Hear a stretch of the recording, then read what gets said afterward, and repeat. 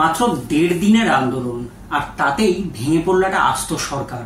ঠিক 1 বছর আগে আপনাদের যদি মনে থাকে, ছাত্র যুবদের হাত ধরে বাংলাদেশের মাটিতেই গণ অভ্যুত্থানের চাপে ভেঙে পড়েছিল শেখ হাসিনা সরকার। এবারও একইভাবে নেপালে বিক্ষোভ, আন্দোলনের সম্মুখ সমরে সেই ছাত্র যুবরাই। আর সেই প্রবল চাপেই নতি স্বীকার করলো সে দেশের সরকার। প্রধানমন্ত্রী কেপি শর্মা ওলির নেতৃত্বাধীন কমিউনিস্ট পার্টি অফ নেপালের একাধিক মন্ত্রীকে টেনে হিচড়ে মাটিতে ফেলল আন্দোলনকারীরা। আর তারপরই পড়ে গেল সরকার। বাংলাদেশের মতোই এখানেও রুলিং পার্টির বিরুদ্ধে দুর্নীতি, অপশাসন সহ একাধিক অভিযোগ তুলেছিল সেখানকার মানুষ। নমস্কার, আমি অনিরুদ্ধ। এই ছবিটা শুধু বাংলাদেশ বা নেপালের নয়, গত 3 বছরে ভারতের 3 পড়শি দেশেই একইভাবে ঘটে গেল গণ অভ্যুত্থান। দুর্নীতি আর অপশাসনের বিরুদ্ধেই সেখানে আওয়াজ ওঠে, আর সেই আওয়াজ এতটাই জোরালো ছিল প্রতিবার যে তাতে ক্ষমতাসীন সরকারকে পর্যন্ত উৎখাত করে ফেলেছে।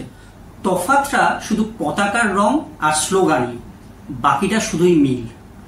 জনতার স্বতঃস্ফূর্ত বিক্ষোভ যাকে বলা হয়, শাসকের প্রাথমিক অনমনীয়তা আর দমন পীড়ন, শেষ পর্যন্ত প্রবল জনবিক্ষোভের জেরে পতন। কলম্বো, ঢাকার পর কাঠমান্ডু দেখল একই ছবি। 4 বছরের মধ্যে ভারতের 3 প্রতিবেশী দেশে গণ আন্দোলনের জেরে হলো ক্ষমতা বদল। 2022 সালের জুলাই মাসে আর্থিক মন্দার কবলে পড়ে শ্রীলঙ্কা। খাদ্য, শিক্ষা, রুজির অভাবে ধুঁকছিল এই দ্বীপরাষ্ট্র। দেওয়ালে পিঠ ঠেকে যাওয়ার ফলে শুরু হলো বিক্ষোভ। বিক্ষুব্ধ জনতার নিশানায় ছিলেন তৎকালীন প্রেসিডেন্ট গোতাবায়া রাজাপক্ষে এবং তদারকি প্রধানমন্ত্রী রনিল বিক্রমসিংঘে। গণরোষের জেরে প্রথমে গোতাবায়ার দাদা মাহিন্দা প্রধানমন্ত্রী পদ থেকে পদত্যাগ করেন। তারপর তিনি দেশ ছেড়ে পালিয়ে যান। দায়িত্ব যায় বিক্রমসিংঘের হাতে। প্রধানমন্ত্রী ও রাষ্ট্রপতির সরকারি বাসভবনের দখল নিয়েছিল বিদ্রোহী জনতা। চলে লুটপাট থেকে আগুন। এক্ষেত্রে আন্দোলনের নেতৃত্বে ছিল ছাত্র যুবরা। শ্রীলঙ্কায় গণ অভ্যুত্থানের মূল কারণ ছিল অর্থনৈতিক সংকট। এই সংকটের জন্য সাধারণ মানুষের জীবনযাত্রার ভয়ঙ্কর প্রভাব পড়ে। এই পরিস্থিতিতে সেদেশের সরকারের হাতে দেখা দেয় অর্থনৈতিক অব্যবস্থা। বছরের পর বছর ধরে বিশ্ব ব্যাংকের থেকে নেওয়া ঋণের বোঝা ক্রমেই বেড়ে চলেছিল। অপ্রয়োজনীয় বড় বড় প্রকল্পে বিপুল বিনিয়োগ এবং সেখানে পাহাড় প্রমাণ দুর্নীতির ছাপ। সেদেশের সরকার কৃষিনীতিতেও ক্রমেই একের পর এক ভুল করে চলেছিল। সরকার হঠাৎ করে রাসায়নিক সার আমদানি নিষিদ্ধ করে জৈব সারের ব্যবহার বাধ্যতামূলক করে দেয়। এই সিদ্ধান্ত দেশের কৃষি খাতে এক বিপর্যয় ডেকে আনে। ধান সহ অন্যান্য ফসলের উৎপাদন ব্যাপক হারে কমে যায়, আর এর ফলেই তৈরি হয় খাদ্য সংকট। ঘটতে থাকে ভয়ঙ্কর মূল্যবৃদ্ধি। সরকারের এই অপরিকল্পিত পদক্ষেপ জনগণের মধ্যে তীব্র অসন্তোষ তৈরি করে। মূলত পর্যটনের ওপর শ্রীলঙ্কার অর্থনীতি অনেকটাই নির্ভরশীল, কিন্তু কোভিড মহামারীর কারণে পর্যটন শিল্প কার্যত বন্ধ হয়ে যায় এবং প্রবাসী আয়ও কমে যায়। এর ফলে শ্রীলঙ্কার বৈদেশিক মুদ্রার মজুদ তলানিতে এসে ঠেকে। এই সংকটের কারণে প্রয়োজনীয় পণ্য যেমন জ্বালানি, খাদ্য এবং ওষুধের আমদানিও ব্যাহত হয়। ফলে নিত্য প্রয়োজনীয় জিনিসের দামও হয়ে যায় আকাশছোঁয়া। গণ অভ্যুত্থানের আরেকটি বড় কারণ ছিল রাজনৈতিক দুর্নীতি এবং স্বজনপ্রীতি। বছরের পর বছর ধরে রাজাপাকসের পরিবারের সদস্যরা সরকারের গুরুত্বপূর্ণ পদে বহাল ছিলেন। তাদের বিরুদ্ধে ব্যাপক দুর্নীতির অভিযোগ ছিল, যা শ্রীলঙ্কার সাধারণ মানুষের মধ্যে ক্ষোভের জন্ম দেয়। তারা মনে করতেন যে তাদের দুর্দশার জন্য রাজনৈতিক নেতৃত্বের দুর্নীতি এবং অদক্ষতাই দায়ী। এই কারণগুলো একের পর এক স্ফুলিঙ্গের মতো জ্বলে ওঠে একত্রে, যা পরবর্তীতে গণ অভ্যুত্থানের রূপ নেয়। 2024 সালের জুলাই মাসে ভারতের অপর পড়শি দেশে কোটা সংস্কার বিরোধী আন্দোলন ছড়িয়ে পড়ে। শুধুমাত্র কোটা সংস্কার নয়, 1.5 দশকের শাসনকালে আওয়ামী লীগের বিরুদ্ধে বাংলাদেশ জুড়ে ওঠে বিপুল দুর্নীতির অভিযোগ, স্বজন পোষণ থেকে একনায়কতন্ত্র, শিক্ষায় ভাটা থেকে বেকারত্ব। তৎকালীন প্রধানমন্ত্রী শেখ হাসিনা ও তার মন্ত্রী আমলাদের বিরুদ্ধে প্রতিটি ক্ষেত্রেই ওঠে বিশাল অভিযোগ। আর তার জেরেই কোটা সংস্কারকে কেন্দ্র করে স্ফুলিঙ্গের মতো জ্বলে ওঠে সেখানকার ছাত্র যুবরা। শুরু হয় আন্দোলন। শুরুতেই ওভার কনফিডেন্সের ফলে সেই আন্দোলনকে পেশি শক্তির বলে প্রতিহত করতে চেয়েছিলেন শেখ হাসিনা। রাস্তায় পুলিশ ও সেনা নামিয়ে ছাত্র যুবদের সেদিনের আন্দোলনকে প্রতিহত করতে চেয়েছিলেন তিনি। ঢাকার রাজপথ থেকে শাহবাগ স্কোয়ার, গুলশান থেকে চট্টগ্রাম, সর্বত্রই চলেছিল গুলি।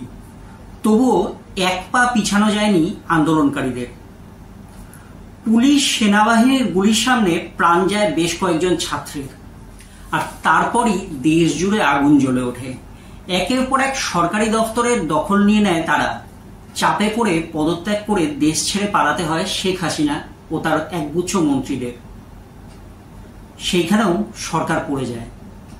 বর্তমানে সেখানে মোহাম্মদ ইউনূসের নেতৃত্বে তত্ত্বাবধায়ক সরকার চলছে।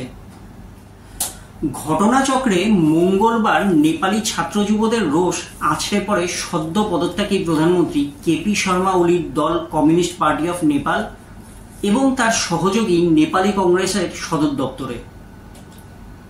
রেহাই পাননি সরকারের মন্ত্রীরাও। কারো বাসভবনে আগুন জ্বলছে, কাউকে রাস্তায় ফেলে পেটাচ্ছে জনতা। গোতাবায়া এবং হাসিনা ইস্তফা দিয়ে দেশ ছেড়েছিলেন। ওলি পদত্যাগ করলেও তার অবস্থান এখনো সঠিকভাবে জানা যায়নি।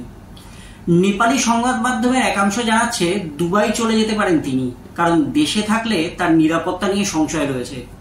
বস্তুত তিন দেশেই গণরোষের ধাঁচ হুবহু এক, জনতার নিশানায় শাসকের ঠিকানা। সম্প্রতি সমাজ মাধ্যমে নিষেধাজ্ঞা জারি করেছিল নেপাল সরকার। তা ঘিরেই বিতর্কের সূত্রপাত। দীর্ঘদিনের পুঞ্জীভূত ক্ষোভের আগুনে ঘৃতাহুতি দেয় ওলির এই সিদ্ধান্ত। প্রতিবাদে পথে নামে দেশের ছাত্র যুবরা। তাদের বিক্ষোভে সোমবার অগ্নিগর্ভ হয়ে উঠেছিল রাজধানী কাঠমান্ডু।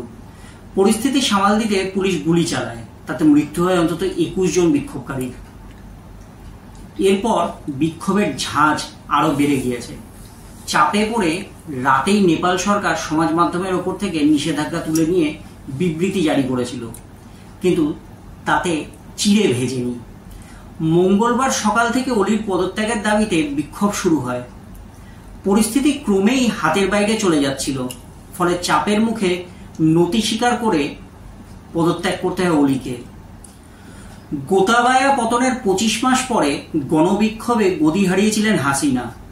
তার মাত্র 13 মাসের মাথায় কুর্সি গেল চীন ঘনিষ্ঠ ওলিরও।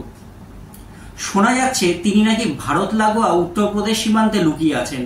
সেখান থেকে দুবাই পাড়ি দেওয়ার প্ল্যান আছে তার। শ্রীলঙ্কা, বাংলাদেশ বা নেপাল, 3 জায়গাতেই গণরোষের জেরে সরকার পড়ে গিয়েছে। সেখানে গণ অভ্যুত্থানের জেরে একের পর এক ঘটনা আমাদের চোখের সামনে এসেছে। আর সেই গণ অভ্যুত্থানের অগ্রভাগে ছিল সেই ছাত্র যুবরা। আমরা এই ধরনের আলোচনায় আবারও থাকবো, আরও আপডেট আপনাদের কাছে নিয়ে আসব। আপনারাও আমাদের কমেন্ট করে জানান কি ধরনের বিষয়ে আমাদের সঙ্গে আপনারা ইন্টারঅ্যাক্ট করতে চান, কি ধরনের বিষয় নিয়ে আপনারা আমাদের সঙ্গে কথা বলতে চান, আমাদেরকে সেটা সরাসরি জানান। সেই সঙ্গে দি এজ ডিজিটালকে সাবস্ক্রাইব করুন এবং বেল আইকনটি ক্লিক করে দিন।